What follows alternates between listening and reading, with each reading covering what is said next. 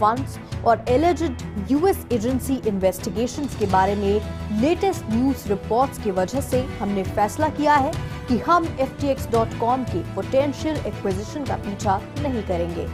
Binance ने tweet किया कि शुरुआत में हमारी आशा FTX के कस्टमर्स को लिक्विडिटी प्रोवाइड करने में सपोर्ट करने की थी, लेकिन इश्यूज हमारे कंट्रोल या मदद करने की क्षमता से परे हैं। बाइनेंस के CEO CZ ने FTX डील को रद्द करने के बारे में सिर्फ 2 शब्द ट्वीट किए, sad day, cried. FTT FTX का नेटिव टोकन जो हाल के दिनों में पहले ही गिर चुका था, बाइनेंस द्वारा FTX खरीदने के लिए अपने डील से बाहर निकलने की खबर के बाद और 54% गिरकर लगभग $2.74 हो गया था। क्रिप्टो करेंसी की कीमतों में बुधवार को सेकेंड स्ट्रेट डे के लिए गिरावट आई, जब क्रिप्टो एक्सचेंज बाइनेंस ने घोषणा की कि वह अपने असफल राइवल FTX ट्रेडिंग को खरीदने के लिए अपने सौदे से बाहर निकल रहा है। क्रिप्टो की कीमतों में गिरावट आई क्योंकि मार्केट पार्टिसिपेंट्स ने FTX की सॉल्वेंसी और कस्टमर्स के फंड की स्थिति को लेकर चिंता की और पुल आउट ने 1 मिलियन से ज्यादा कस्टमर क्रिप्टो अकाउंट्स को जोखिम में डाल दिया। बाइनेंस ने बुधवार को एक ट्वीट में FTX द्वारा इन्वेस्टर्स की एसेट्स को गलत तरीके से पेश किया और दावा किया कि यूएस एजेंसी ने सौदे से बाहर निकलने के कारणों के रूप में जांच की है। ऐसे में बिटकॉइन में 12% से ज्यादा की गिरावट देखने मिली, जिससे उसे दिसंबर 2020 के बाद से अपने सबसे लोएस्ट लेवल यानी कि $16,250 पर ट्रेड करते देखा जा रहा है, जबकि अन्य मेजर क्रिप्टो करेंसी इथेरियम 13% नीचे $1,150 पर देखा गया। वहीं क्रिप्टो का IC50 इंडेक्स 13.3% गिरकर 23,900 पॉइंट्स पर ट्रेड कर रहा है। ब्लूमबर्ग ने बुधवार को बताया कि FTX इन्वेस्टर्स को चेतावनी दी गई है कि क्रिप्टो एक्सचेंज को बैंक्रप्सी प्रोटेक्शन के लिए फाइल करने के लिए मजबूर किया जा सकता है। न्यूज ऑन रिपोर्ट्स को फॉलो करती है कि बाइनेंस ने उसके बुक्स को देखने के बाद ट्रबल ट्रेडिंग एम्पायर को खरीदने के पहले के वादे पर रोक लगा दी है। ब्लूमबर्ग ने बताया कि FTX एक्सचेंज को $8 बिलियन के शॉर्टफॉल का सामना करना पड़ रहा है। सैम बैंकमैन-फ्राइड के वंस माइटी एम्पायर की बुक्स में ब्लर्ड लाइंस की कॉइनडेस्क की रिपोर्ट्स के बाद FTX एक हफ्ते के लिए एक टेल स्पिन पर रहा है।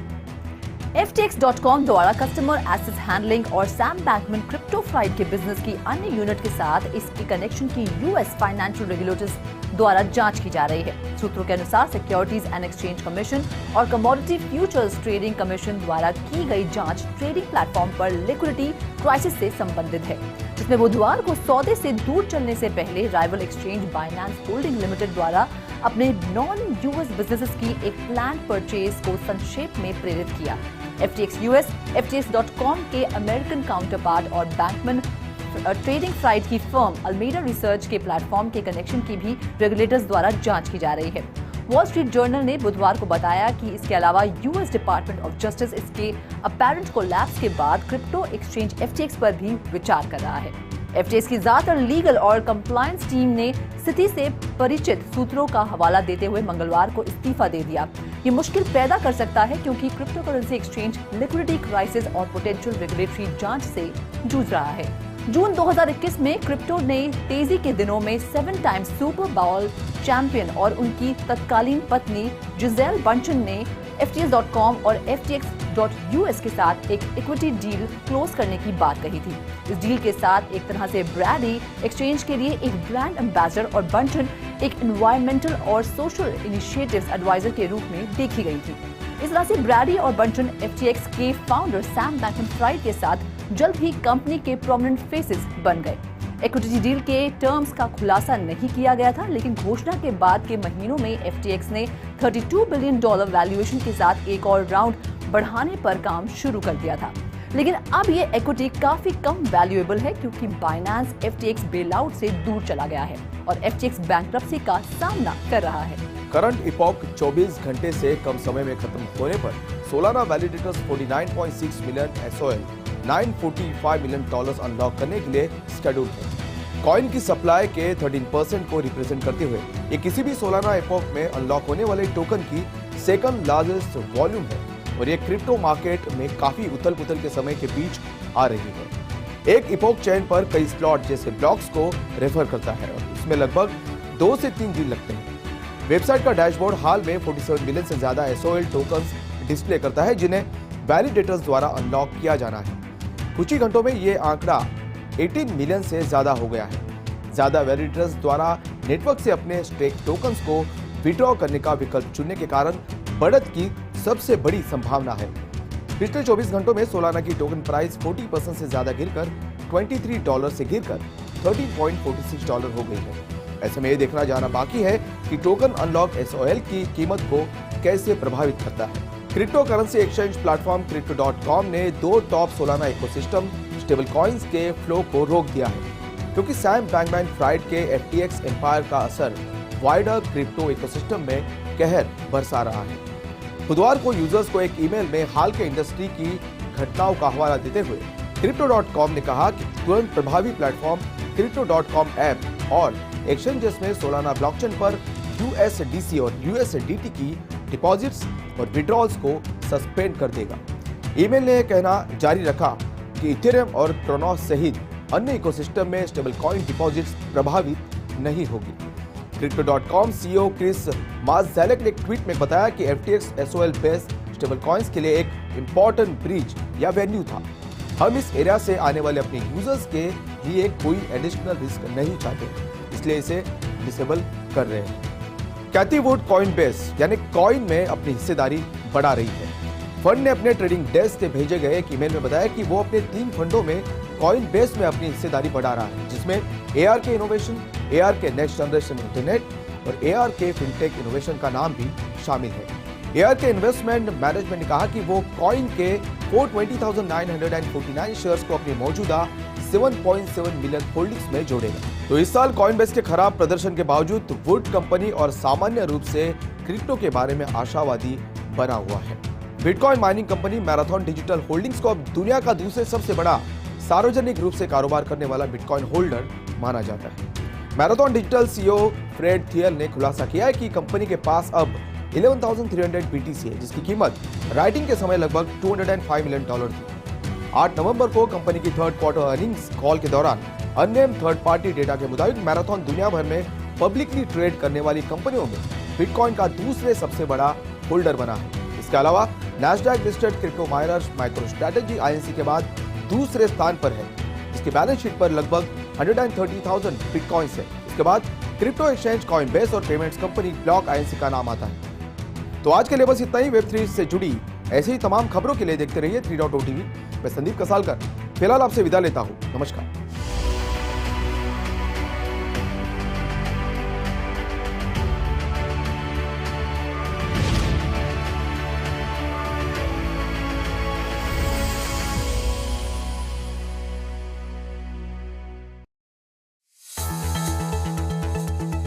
Binance walks away from deal to acquire FTX.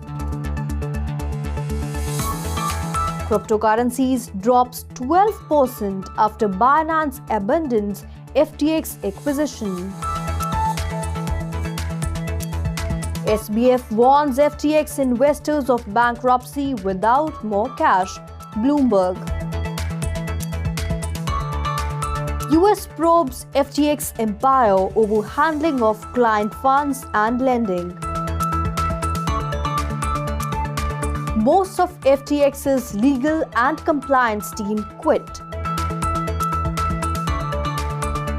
NFL legend Tom Brady caught in FTX fallout, risks losing complete strategic investment. Nearly $1 billion of Solana is set to be unlocked in 24 hours. Sol drops 40%. Crypto.com halts Solana USDC and USDT deposits withdrawals. Cathie Wood's ARK loads up on coin despite FTX crisis. Marathon is now the second largest listed holder of Bitcoin, CEO.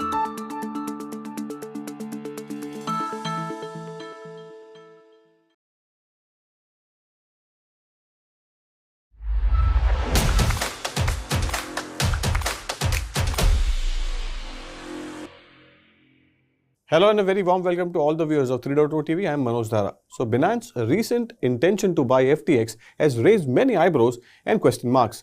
And to resolve all the queries, we have invited a special guest who is joining in from Malaysia. Let me introduce you to Mr. Samrat Kishore. He is Regional Head of Enterprise Ethereum Alliance. Samrat sir, welcome on 3.0 TV. Thank you very much, Manoj, and I appreciate the great work you're doing on educating your viewers. Thank you so much, sir. It's a pleasure having you. So as we speak, the most important topic as of now is Binance, which has shown an intention to buy FTX, and the reason which it has given is on the back of liquidity crunch. So what is your first reaction on this episode? If you can just help our viewers understand what is the intention behind buying FTX. Sure, Manoj. I think the viewers should know that there was a series of events which led to this intent of buying. And just for perspective, Binance is so far the biggest exchange in the world, and FTX is number 2 by means of volumes and the number of users that they have. So it's number 1 buying number 2, right? And currently the intent is out in the market, and they are carrying out their due diligence. But Exactly. what led to all this is, so Binance is an investor in FTX. It's an old news. Since 2019, they were investors in FTX, and a lot of their holdings were in FTX tokens, the native tokens of the FTX platform called FTT. And a few days back, CZ, the boss of finance, the Binance, he announced that he's going to liquidate all positions which Binance is holding in those tokens. I think that was something which was, in my opinion, that was like the first domino, right, in the whole domino effect which we are now seeing, where because of CZ and he holds a big position in the industry, and Binance holds a big exposure to a lot of other cryptos as well.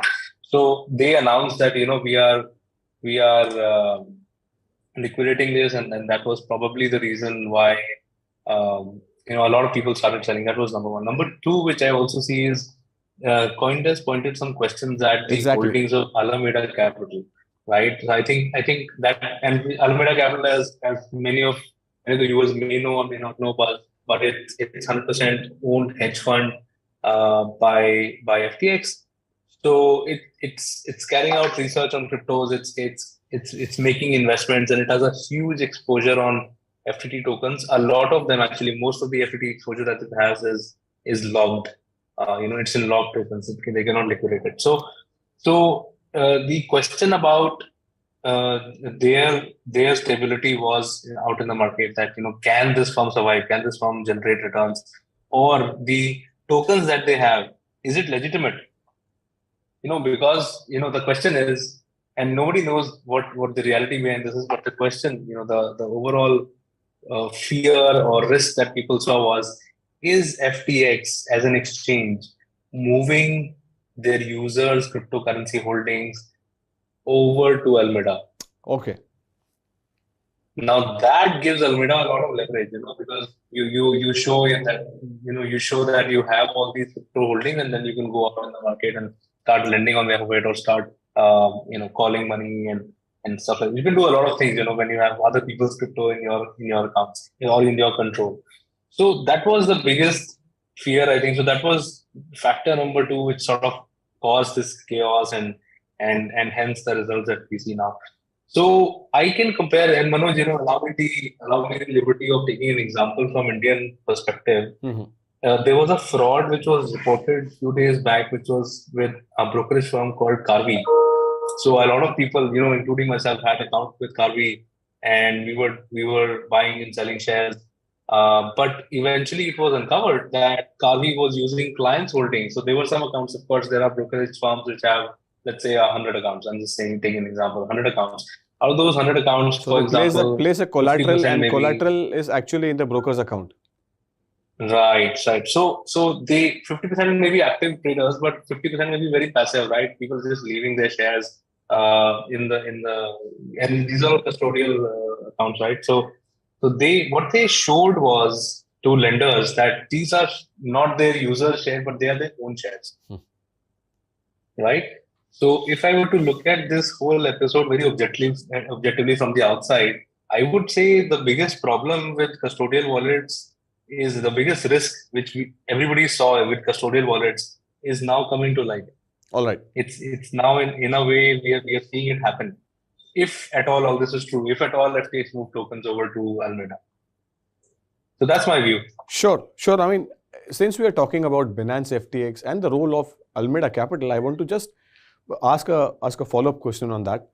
So roughly around $14 odd billion exposure it was there, and the 100% unit was having a stake in FTT the FTX. It was holding roughly around over $1.5 billion worth of FTT tokens. There was a stake in Solana. There were roughly around $3.5 billion stake in other cryptocurrencies, which was actually not mentioned. There was a research article which said that the balance sheet is actually looking, difficult to understand. So, is this something which the management of FTX was actually aware of? And there was something which was going on between the Binance and FTX for a long time, because actually Binance was having a broad chunk in FTX. And what do you think this is? What is the trigger point, Samrat? I wanted to understand from where it triggered. So all the articles are mentioning about that report piece which occurred on November 6th, saying that there is something wrong in the balance sheet. And now you and me, we are standing here. I am standing and you are sitting although, but we are trying to understand where this problem started. Right. No, I think the larger problem is with the nature of this firm. This is Alameda Capital is a crypto hedge fund. So hedge funds in general are covered by a lot of layers. So nobody really has insight on what they're doing and how they're doing it. But over and above that, this is a crypto hedge fund. Right. So all the more I would say opaque, right, to the outside world. So all we know is, there are analysts who are talking about it. It may just be grapevine, as I said earlier also. And whatever I'm commenting is purely based on the news articles, the research, and the understanding of the past events that I have. But what I do feel is that there is a high possibility, because that door is always open, right? The cryptos in a custodial wallet scenario, the cryptos all stay with the exchange. And here is a hedge fund which is 100% owned by exchange and obviously needs a lot of leverage while sure. So they can potentially move over the customers and cryptos over and include it on their books. It's very easy. It's very easy for them. Sure. So saying that it happened is very difficult, but answering to your question, can it happen or what was the trigger? I think it is purely speculation. All right. Okay. So my next question to you is, so FTX is having lot of investments in other segments as well. So what will happen to FTX NFT marketplace, gaming, and its esports business? Because no one is talking about investments in these segments. And the picture as of now is the due diligence is going on. The DD, as what SBF has already mentioned. So what do you think, Samrat, will be the outlook for the SBF? There are a lot of reports which suggest that is this the end of the SBF? Okay, yeah, that's a complex question. So let me try and break it into two parts. One is the future outlook on what's going to happen with the investments which have been taken. So exactly one thing which you have to give to this guy SBF is he is one man army when it comes to creating and creating such a huge phenomena called FTX. It was a huge success pretty early on. He came into the game and so does CZ, right? So, but this guy was one of the people I used to follow a lot in the way he was doing things earlier. then coming to the investments that he made, he's definitely supported a lot of people and the companies which have got investments from FTX. Now, if you were to ask me what was the outlook, now the biggest problem with this whole event is that the tokens of FTX have lost 80% of the value almost, right, as we speak. So if the investments were made in the form of those tokens, then the investee companies are in trouble. Then the investee projects are in trouble because those tokens overnight they've lost so much value, right? Unless they were very smart and they converted their investments in time, or they were locked in tokens. You never know, right? Because what goes in these countries is very confidential. Sure. So my take on this is if the investments were made in US dollars and any other stable coins, etc., then they would all stay, right? They would not. Maybe future tranches will be impacted, right? If the company is in trouble, definitely they will not continue with the investments. But if the investments were made in the same FTT tokens, then yeah, I think they're in trouble. The Sure. second part is what will happen to SPF. I think it's an event. I don't see the two getting along very well. They've been teasing each other on Twitter since a while. It's not the first time they're having exchange on Twitter, right? So I think if the acquisition goes through, there are two paths which I see for SBF. One is he could just continue building his US entity because this whole deal is not comprising of the US. Of the US, which is actually just 5% of the total top line. Just 5% of the FTX group. So, I mean, yeah, the follow-up question on that was, I asked you, is this the end of SBF or there is a comeback, with this 5% equity in hand? So, I mean, what do you think will be the outlook for Mr. Sam Bankman-Fried? Yeah.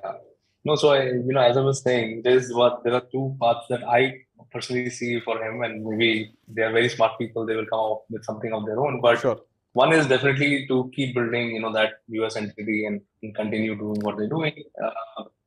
The US entities are governed by several laws, and I'm sure they will have a lot of protection around it for both sides. The second way can be because he's already minted a lot of money and he potentially will have exposure to other cryptocurrencies as well. So he may be dipping into that retirement fund which he has already gathered somewhere and maybe doing something else, or may just not do anything for a while, stay low and build something and come out with a big announcements 3 years later. So it's all up in the air right now, Manoj. Sure. And what's your comment on Binance? I mean, how do you see the Binance side of story? Well, Binance is currently the godfather of the crypto exchanges, especially after swallowing the number 2 exchange, I would say. Yeah, so I'm not... number 2 down, bring him on. Who's next? Exactly. Well, Coinbase is a different game, right? So but your overall view on Binance and its strategy and strategical move which has actually Binance has made. What is the view on that? Right. So I don't know till where the strategy goes, because was it a event which was orchestrated? A lot of people are calling it orchestrated event, first announcing things and then going ahead and buying the same company, or the other way around, that CZ may just find himself, because his announcement on Twitter was, somebody reached out from FTX and because of the liquidity crunch, and now we are investigating if we can buy. So it may be both, right? He may have gotten lucky with this, or he may have actually orchestrated it. Nobody knows.